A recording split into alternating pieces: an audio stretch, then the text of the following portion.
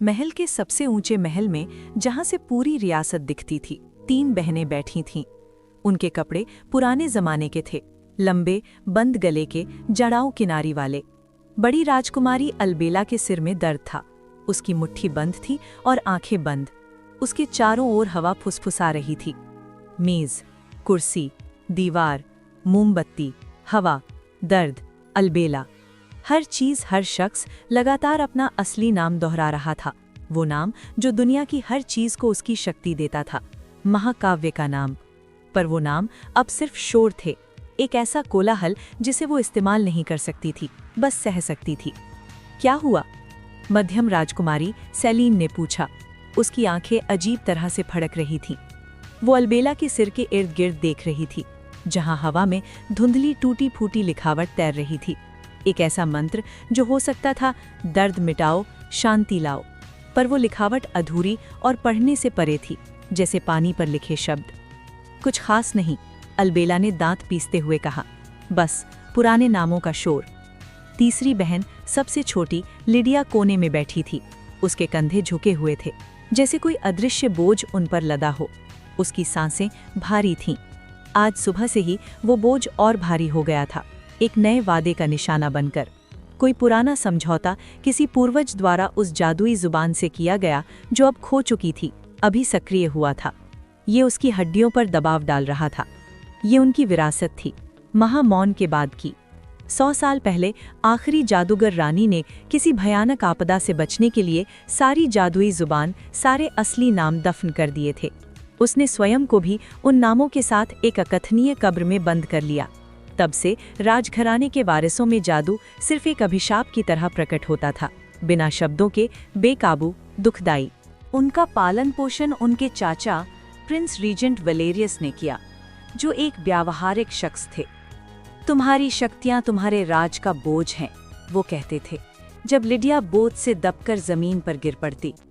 इन्हें नियंत्रित करो, शोर मत करो।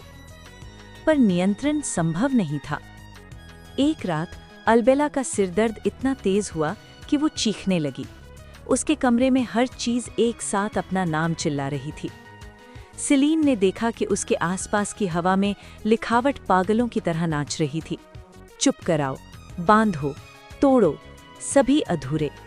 और लिडिया दूसरे कमरे में अचानक जमीन पर गिर पड़ी, मानो कोई विशालकाय हाथ उसे नीचे दबा रहा हो। एक पुराना रक्षा वादा अब टूटा हुआ उस पर भारी पड़ रहा था।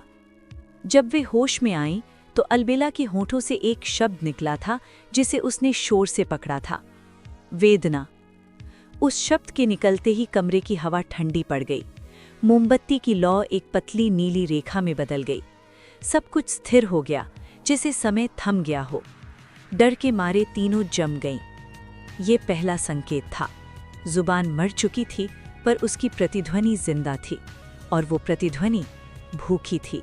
इस घटना के बाद एक नया चेहरा दरबार में आया, लॉर्ड इलेरियन, एक युवा इतिहासकार और भाषाविद, जो महामौन से पहले के खोए हुए ग्रंथों का अध्ययन करने आया था। उसके पास एक शांत, गहरी आवाज थी और आंखों में एक जिज्ञासा जो डर से मुक्त थी।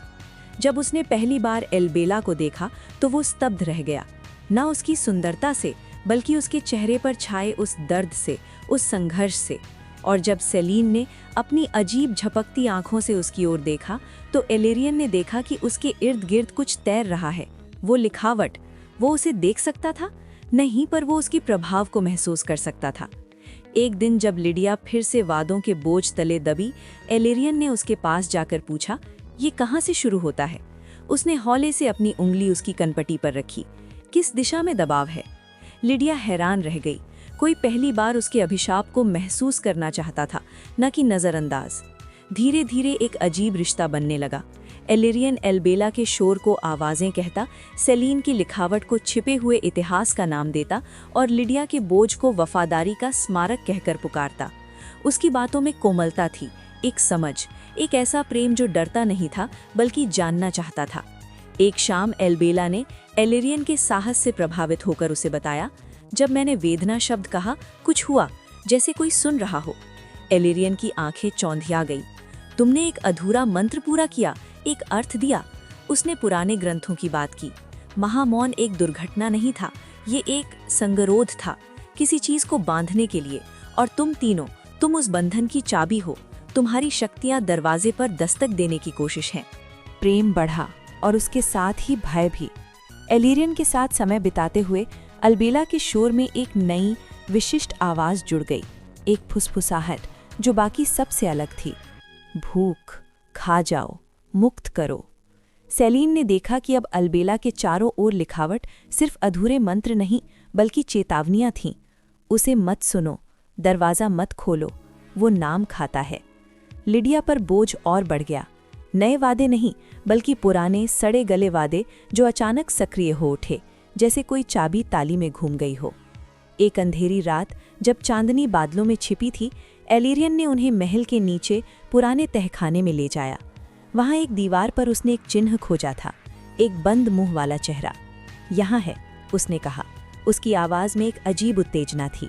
जहाँ जुबान दफन है, हमें उसे मुक्त करना है। तुम तीनों मिलकर, तुम दरवाज़ा खोल सकती हो। अलबेला ने महसूस किया, वो फुसफुसाहट अब चीख बन चुकी थी। सेलीन ने देखा, एलिरियन के चारों ओर की लिखावट अब स्पष्ट थी। वो उसकी मंशा थी। उनका प्रेम इस्तेमाल करो, उनकी शक्ति चूस लो, दरवाज़ा खोलो, मुझे बाहर निकालो।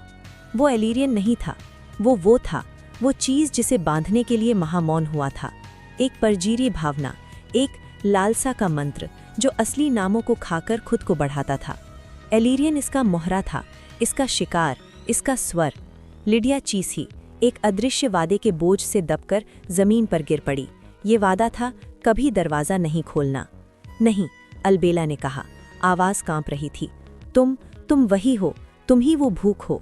एलिरियन का चेहरा बदल गया, कोमलता गायब हो गई। उसकी आंखों में एक निर्जीव सफ़ेद चमक थी। प्रेम सच्चा था। उसकी आवाज़ में दो स्वर गूंजे, एक उसका, एक उस चीज़ का। पर मुक्ति ज़्यादा ज़रूरी है, तुम्हारा प्रेम ही तो चाबी है। सेलीन ने एलिरियन रूपी उस चीज़ के चारों ओर लिखावट को देखा। अब वो पूरी तरह स्पष्ट थी। ये कोई मंत्र नहीं था, ये एक सौदा था, पूरा सौदा। उसने उसे जोर से पढ़ा, हर शब्द एक हथौड़े की चोट की तरह। मैं, तुम्हारी आवाज़, तुम्हारी याददाश्त, तुम्हारा भविष्य लेता हूँ, बदले में तुम्हें सब कुछ दूंगा। ये उसकी शक्ति थी, उस लिखावट को, उस अर्थ को दुनिया के सामने उजागर करना। लिडिया जमीन पर पड़ी उस बोझ के खिलाफ संघर्ष कर रही थी। ये वादा उसे बांधे हुए था, पर उसने महसूस किया ये बोझ उसे सुरक्षा भी दे रहा था, उसे दरवाजे से दूर रख रहा था। उसकी शक्ति बंधन थी और यही बंधन अब उनकी रक्षा कर रहा था।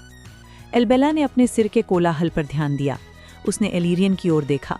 वो असली नाम नहीं सुन सकती थी, पर वो उसके टुकड़े सुन सकती थी। उसकी आवाज़ में जो दूसरी आवाज़ थी, उसकी मंशा की आवाज़, उसने उसे अलग किया।